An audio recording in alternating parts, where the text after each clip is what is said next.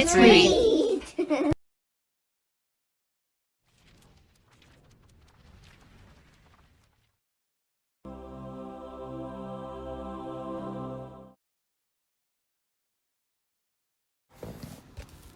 A Camping Spree with Mr. McGee by Chris Van Dusen.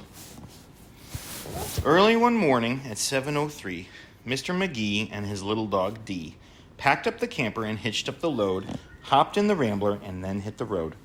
They drove to the mountains, far from the sea, for 2 nights of camping, or possibly 3. "There's nothing like camping," said Mr. McGee. "I know you will love it. Just you wait and see. The views are fantastic. There's hardly a sound. Aside from the wildlife, there's no one around. And the air is so sweet, you'll sleep like a log," said Mr. McGee to his small spotted dog. A few hours later, they took a sharp right and found a great spot to lay camp for the night. It was high on a hill with a beautiful view of Mount Adams, Mount Lincoln, and Jefferson too. But perhaps the most wonderful feature of all was the brook that ran over a steep waterfall.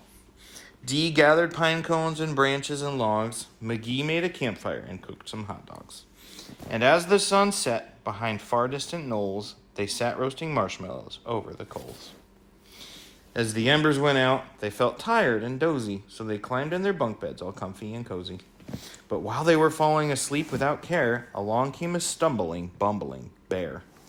A kindly old bear whose sight wasn't so clear. He couldn't see far and he couldn't see near. But he could smell marshmallows, sticky and sweet.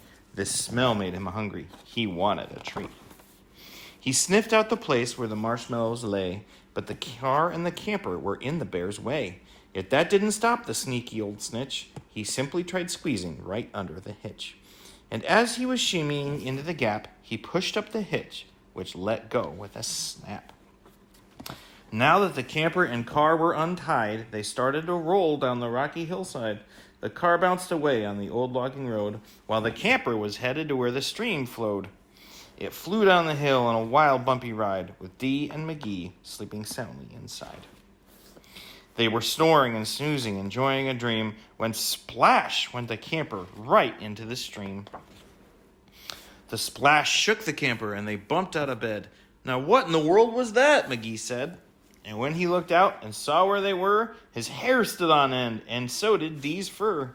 They were caught in the rapids, but that wasn't all. They were headed smack dab for the big waterfall. Dee and McGee both started to quiver as faster and faster they headed downriver. But just when they thought they'd fall over the ledge, their camper got stuck on a rock at the ledge. So there they were, stranded, McGee and his pup, on the top of a waterfall 50 feet up. Meanwhile, that nearsighted bear from before were searching for one little marshmallow more, when lo and behold, as if out of a dream, he spied something sweet floating over the stream. But what the bear thought was a marshmallow treat was really the hitch and not something to eat. The bear was determined to capture his prize, so he jumped in the water right up to his thighs. He splashed through the stream to the edge of the fall and snatched up the trailer hitch, camper and all.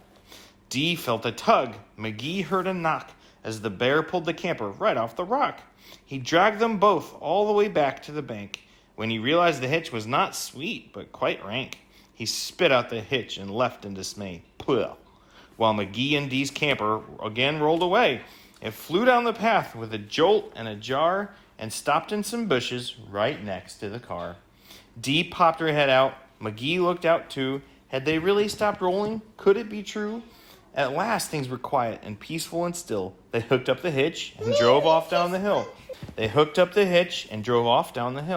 And on the way, McGee said to Dee, "That trip wasn't quite like I thought it would be." So when they got home with the sky turning red, they decided to camp in the backyard instead. The end.